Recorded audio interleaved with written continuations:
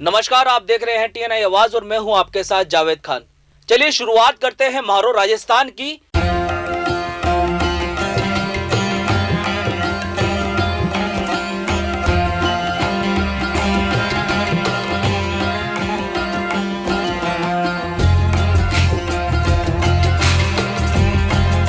Corona को लेकर जहां संपूर्ण देश में खलबली मची है, वहीं दूसरी तरफ ऑक्सीजन और मेडिकल स्टाफ की कमी होने से सोने पर सुहागा का काम चल रहा है।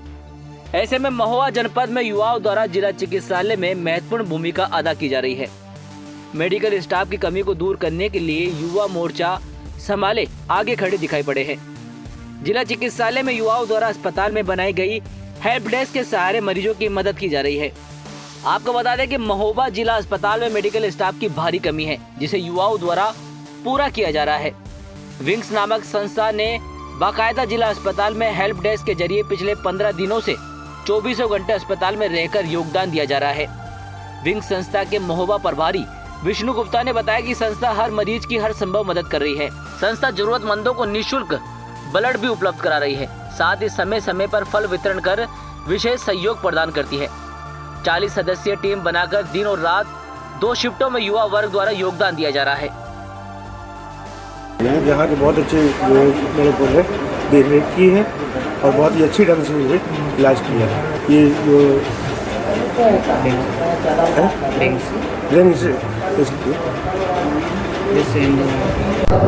अभी वर्तमान में हमारे शहर के ही कई और भी लोग हैं। हमारे जैसे एक विंग संस्था है, उनके भी काफ़ी सारे वॉलंटियर्स लगे हुए हैं जो मरीजों की सेवा कर रहे हैं। जो ऑक्सीजन सिलेंडर काफ़ी हैवी होते हैं उनकी हैंडलिंग में मदद कर रहे हैं, पेशेंट्स की हैंडलिंग में मदद कर रहे हैं। तो पूरा जनपद, पूरे शहर के सभी लोग इसमें लगे हुए हैं कि हमारा अस्पताल अच्छे से अच्छे तरीके से चले, किसी भी पेशेंट को, किसी भी तीमारदार को किसी प्रकार की समस्या ना आए।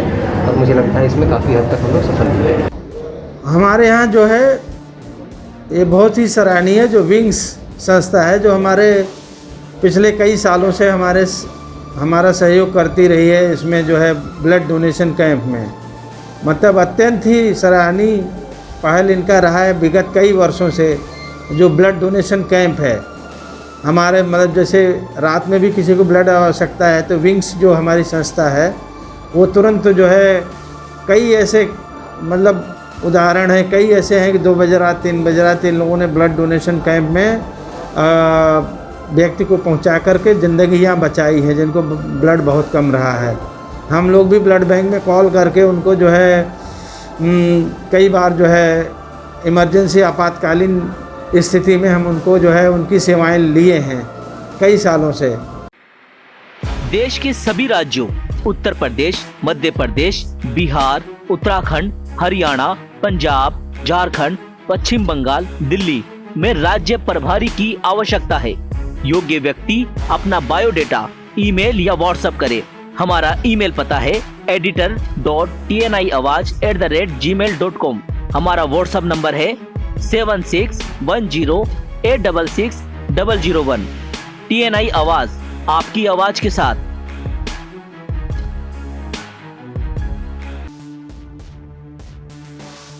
ग्रेटर नोएडा में गांव-गांव पसर रहा है संक्रमण का खतरा। दर्जनों मौतें हो चुकी है कोरोना संक्रमण की चपेट में आने से। वहीं करोड़ों रुपए की लागत से बनकर खड़ी हुई इमारत दादरी खदेड़ा गांव में स्वास्थ्य विभाग है, जिसे कई साल पहले बनकर तैयार किया गया था, लेकिन यहाँ स्वास्थ्य विभाग की कोई सुविधा ही नहीं है। यह अस्पताल 50 से 60 बेडों का बनाया गया था। करीब इससे 1 दर्जन से ज्यादा ग्राम अस्पताल के भरोसे रहते हैं। 1 एकड़ में स्वास्थ्य केंद्र को बनाया गया था। कोरोना महामारी के समय ग्रामीण शहर की तरफ इलाज कराने नहीं आ पा रहे, उनमें कोरोना संक्रमण का खतरा मंडराता नजर आ रहा है। ग्रामवासियों का कहना है कि इस अस्पताल में ना तो कोई डॉक्टर आता है, ना ही किसी ने संज्ञान लिया है। तस्वीरों में देख सकते हैं अस्पताल के अंदर ताला लगा हुआ है और अस्पताल परिसर के अंदर बड़ी बड़ी झाड़ियां खड़ी हो गई है। इस अस्पताल के आसपास दर्जनों गांव आते हैं जो फीवर या फिर छोटी मोटी बीमारी होने पर आसपास के झोला छाप डॉक्टर से इलाज कराते हैं। अस्पताल से लेकर अस्पताल के अंदर लगी पानी देने वाले नल भी पूरी तरह ठप हो चुकी है। लगभग 50-60 बेडों का बनाया हुआ है जी, और इसको लगभग 4-5 साल हो गए। लेकिन ये जब भी आए दिन देखते हैं इसका ताला बंद मिलता है जी, कोई डॉक्टर यहाँ मिलता नहीं। और जैसी महामारी कोरोना फैल रहा है, लोगों की बहुत ज़्यादा अपेक्षाएं हैं हमें ट्रीटमेंट मिले टाइम से। और यहाँ से दादरी जो ब्लॉक है जी, हॉस्पिटल्स हैं वो 10-12 किलोमीटर है। लोग इतना जा नहीं पाते हैं, कन्वेंस नहीं है। यहाँ बहुत ज़्यादा लोगों की समस्याएं हैं, कोई भी यहाँ इन समस्याओं का निवारण करने के लिए है नहीं। बहुत ज़्यादा लोगों को परेशानी हो रही है। कई लोग दम भी तोड़ चुके हैं, जो कि कोई भी आज तक इनको शुद्ध लेने तक भी नहीं आया है। 55-60 बेडों को बना हुआ है, इसे 10 साल बने हो गए। ना तो इसकी कोई साफ सफाई है, झूठ झाड़ पेड़ पौधे। डॉक्टर हफ्ता में 2 बिरियाँ या 3 बिरियाँ आ गए, 1-2 घंटा के लिए 1-2 घंटा रह के चले जाते हैं। मरीज आगे पीछे आते हैं, डॉक्टर की बाट देखते रहते हैं। हालांकि मरीज बाट देख के फिर वो चले ही जाते हैं। आवेंगे डॉक्टर, डॉक्टर नहीं आते। आपके गांव में और भी कोई लोग बीमार हैं फीवर से या किसी चीज़ से, बुखार से? काफ़ी लोग बीमार हैं। तो वो इलाज कहाँ कराते हैं? बस वो ऐसी जगह से अपने छोटे मोटे डॉक्टरों से बाहर गाँव में कराते हैं, जैसे छोले खुया छोटे मोटे। तो यहाँ पर तो कोई भी नहीं आ रहा है। मतलब बीमार तो काफ़ी गाँव में, मगर यहाँ अस्पताल में कोई डॉक्टर नहीं है। और गाँव इस अस्पताल में तो काफ़ी उम्मीद जुड़ी हुई थी सब चीज़ें, अस्पताल खुलेगा, आसपास के गाँव वाले सब इसमें इलाज के लिए। मगर यहाँ जब कोई है ही नहीं तो कौन सब इधर उधर जा रहे हैं, उसको एक्सपायर भी हो गए। आज भी एक बात ये तो ये कितने बेडों का अस्पताल बताया जा रहा है? ये 50-60 बेड है लगभग बताते हैं, मगर 60 है, मगर ये बंद है। कोई सब देखो पूरा झूठ जान करे, कोई यहाँ कुछ नहीं है, कुछ भी सुविधा। तो कभी कोई डॉक्टर्स नहीं आते हैं? नहीं, यहाँ तो कोई नहीं आ रहा अभी, कुछ भी नहीं।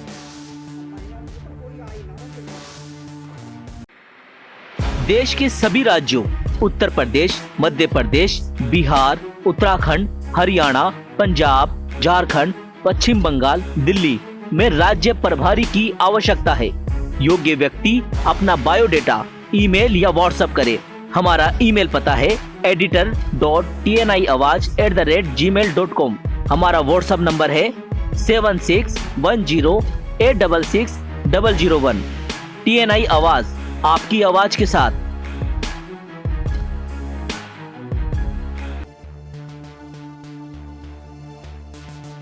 राजस्थान में पिछले कुछ दिनों से रिकवर मरीजों की संख्या में तेजी से इजाफा हो रहा है।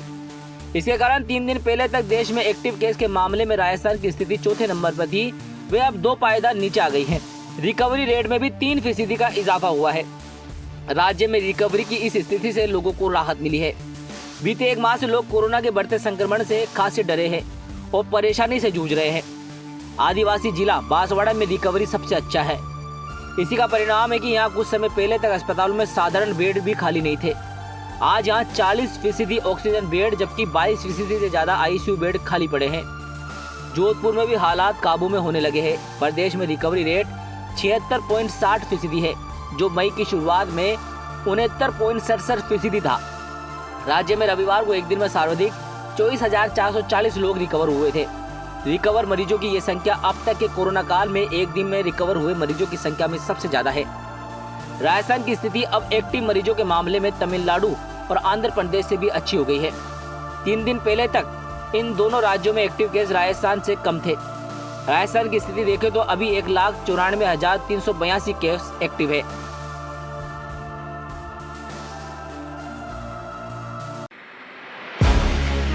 एक चैनल जनता का, जनता के लिए, जनता के द्वारा। ना तो किसी राजनेता की छत्र छाया, ना ही किसी बड़े घराने का धन और ना ही किसी दल से गठबंधन, ताकि चैनल रहे निष्पक्ष, निर्भीक और बेबाक, बन सके जन जन की आवाज। क्या आप देंगे हमारा साथ? इस टीवी चैनल पर किसी भी प्रकार से अपनी भागीदारी चाहते हैं तो संपर्क करें 7610866001। TNI आवाज, आपकी आवाज के साथ।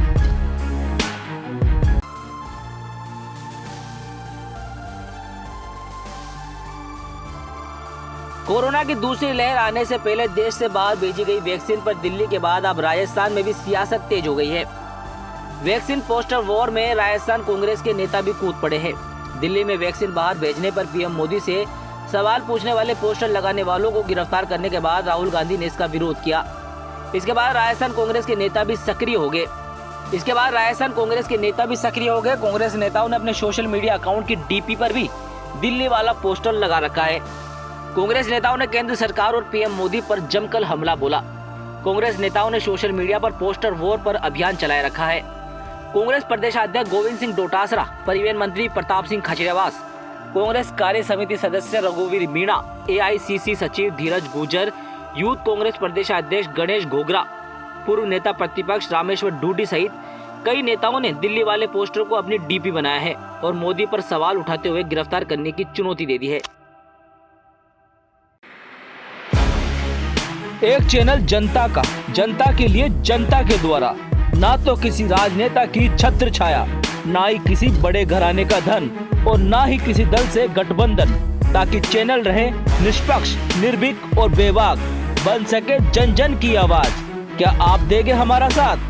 इस टीवी चैनल पर किसी भी प्रकार से अपनी भागीदारी चाहते हैं तो संपर्क करें 7610866001। TNI आवाज, आपकी आवाज के साथ। बीकानेर में रेमडेसिविर इंजेक्शन की कालाबाजारी के मामले में पुलिस की पूछताछ के चलते एक डॉक्टर भारी मानसिक तनाव में आ गया है। रविवार देर रात एक डॉक्टर ने सदर थाने में अपने हाथ की नसें काट ली। एक प्राइवेट हॉस्पिटल में काम करने वाले इस डॉक्टर का नाम एक स्टॉकिस्ट ने बिल में लिखा हुआ है। ऐसे में पुलिस कंफर्म करना चाह रही थी कि उन्होंने इंजेक्शन खरीदा है या नहीं। रविवार रात जीवन रक्षा अस्पताल के स्टाफ को पूछताछ के लिए बुलाया गया। डॉक्टर धनपत डागा भी इसी अस्पताल में काम करते हैं। एक स्टॉकिस्ट ने डॉक्टर डागा के नाम से बिल काटे हुए हैं। इन्हीं बिलों के बारे में पूछताछ करने के लिए पुलिस ने उन्हें बुलाया था। जब वो अपना बयान देने पहुंचे तो जांच अधिकारी किसी अन्य से पूछताछ कर रहे थे। ऐसे में डॉक्टर डागा को बाहर इंतजार करने के लिए कहा गया। वो अपनी कार में चले गए।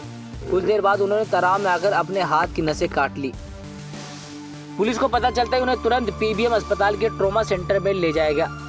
यहाँ भी डॉक्टर डागा तनाव में ही नजर आए। घटना की जानकारी मिलने पर देर रात पीबीएम अस्पताल के ट्रॉमा सेंटर पर डागा के साथी डॉक्टर एकत्रित हो गए। डॉक्टर एसोसिएशन के कई पदाधिकारी भी वहां पहुंचे। अब डागा की स्थिति पहले से बेहतर बताई जा रही है। उधर सदर थाना अधिकारी सत्यनारायण गोदारा ने बताया कि पूछताछ के लिए अकेले डागा को नहीं, अस्पताल के स्टाफ को भी बुलाया गया था।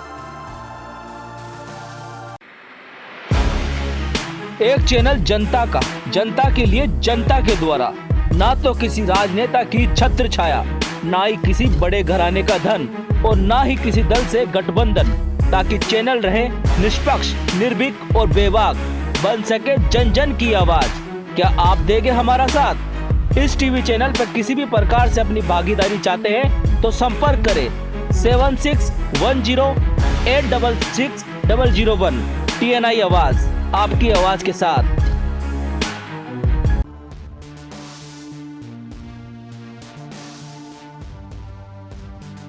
जयपुर के हरमाड़ा के सेवापुरा प्लांट के पास 28 घरों में रविवार सुबह करंट दौड़ने की वजह से एक व्यक्ति की मौत होने और 2 बच्चों सहित एक ही परिवार के 4 सदस्यों के झुलसने के मामले में फैक्ट्री संचालक अजय अग्रवाल के खिलाफ हरमाड़ा थाने में गैर इरादतन हत्या और अन्य आपराधिक धाराओं में मुकदमा दर्ज हुआ है।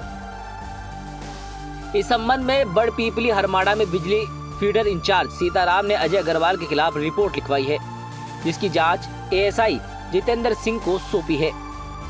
पुलिस के अनुसार सीताराम ने एफआईआर में लिखवाया है कि हनुमानपुरा में अजय अग्रवाल की अगरबत्ती बनाने की फैक्ट्री है। उसने अपनी फैक्ट्री के लिए 3 फेज का बिजली कनेक्शन ले रखा है।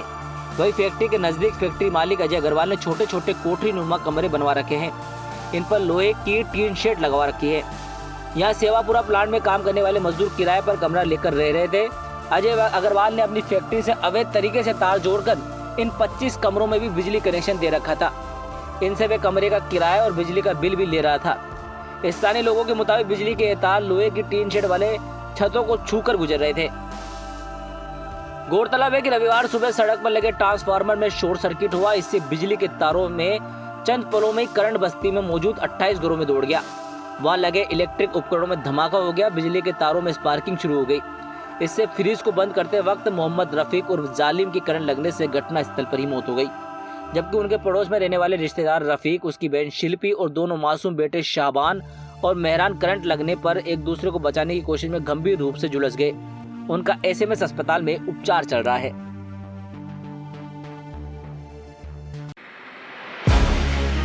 एक चैनल जनता का, जनता के लिए, जनता के द्वारा, ना तो किसी राजनेता की छत्र छाया, ना ही किसी बड़े घराने का धन और ना ही किसी दल से गठबंधन, ताकि चैनल रहे निष्पक्ष, निर्भीक और बेबाक, बन सके जन जन की आवाज। क्या आप देंगे हमारा साथ? इस टीवी चैनल पर किसी भी प्रकार से अपनी भागीदारी चाहते हैं तो संपर्क करें 7610866001। TNI आवाज, आपकी आवाज के साथ।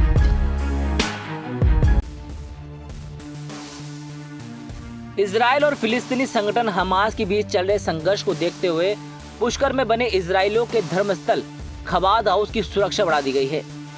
RAC राजस्थान आर्म कांस्टेबलरी के सशस्त्र जवान 24 घंटे सोने पड़े इस विदेशी धर्मस्थल के बाहर पहरा दे रहे हैं।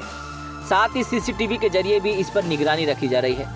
मैनेजर हनुमान बकोलिया ने बताया कि यहाँ लोगों के आने जाने पर पाबंदी है, अभी यहाँ पर कोई नहीं रह रहा। बीते 1 साल से यहाँ ताले लटके हुए हैं। निकट भविष्य में भी इसके फिलहाल खुलने की संभावना नहीं है। इसका कारण कोरोना के चलते इजरायली धर्मगुरु को नहीं लौटना है। वे गर्मियों में खबाद हाउस को बंद कर स्वदेश चले जाते हैं। ये 5 महीने बंद रहता है और बाद में सितंबर में वापस खुल जाता है। कोरोना की वजह से वे अभी नहीं लौट रहे। इसी साल एक भी पर्यटक खबाद हाउस के आसपास नजर नहीं आया।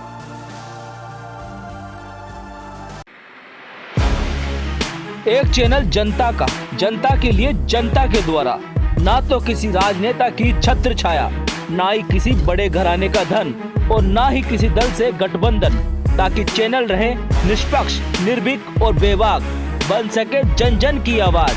क्या आप देंगे हमारा साथ?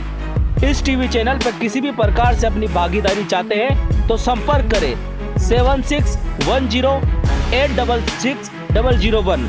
TNI आवाज, आपकी आवाज के साथ।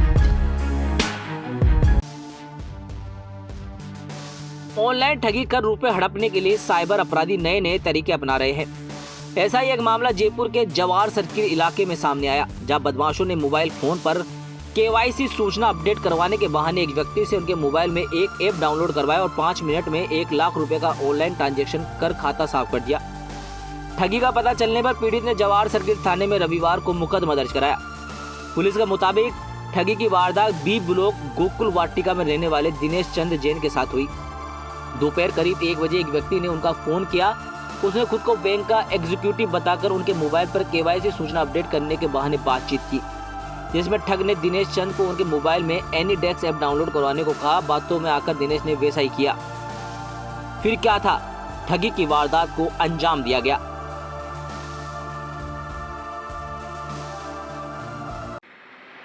देश के सभी राज्यों उत्तर प्रदेश, मध्य प्रदेश, बिहार, उत्तराखंड, हरियाणा, पंजाब, झारखंड, पश्चिम बंगाल, दिल्ली में राज्य प्रभारी की आवश्यकता है। योग्य व्यक्ति अपना बायोडेटा ईमेल या व्हाट्सएप करे।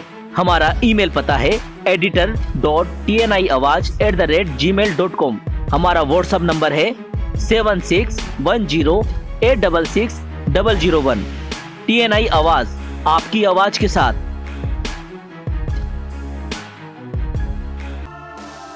भरतपुर के जिला IBM अस्पताल इन दिनों लगातार सुर्खियों में बना हुआ है, चाहे वेंटिलेटर का मुद्दा हो या रेमडेसिविर इंजेक्शन का। लेकिन सोमवार को IBM अस्पताल के ICU वार्ड में अचानक हलचल हो गई और मरीजों के परिजन इधर उधर भागने लगे। दरअसल IBM के ICU वार्ड के नीचे ऑक्सीजन का प्लांट है, जहां से अस्पताल में ऑक्सीजन सप्लाई होती है।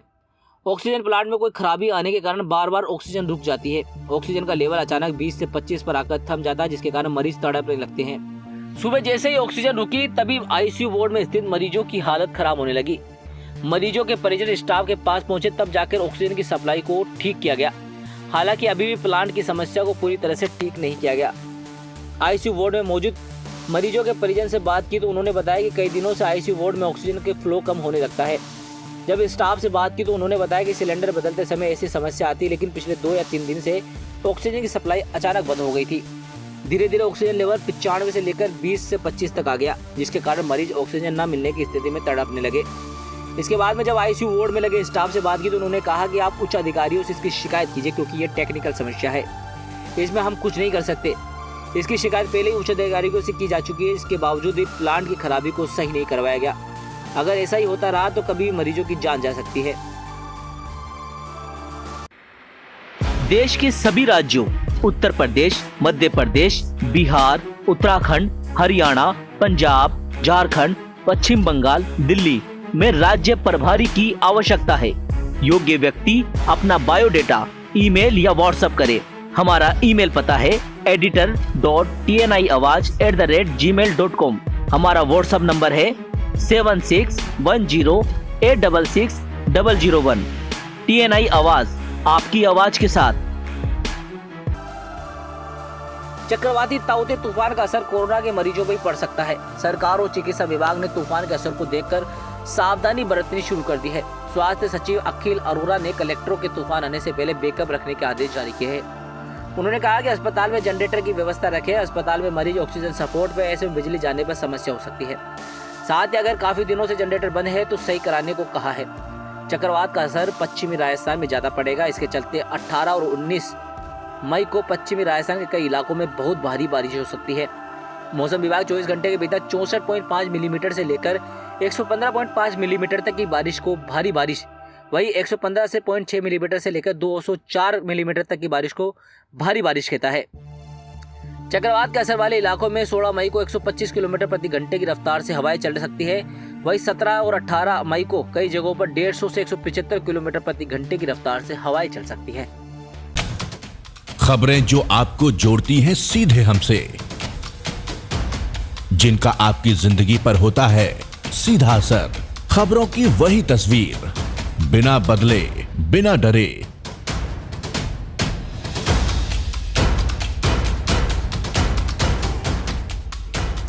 सच का जज्बा लिए सच दिखाते हैं हम, आपकी आवाज के साथ। TNI आवाज।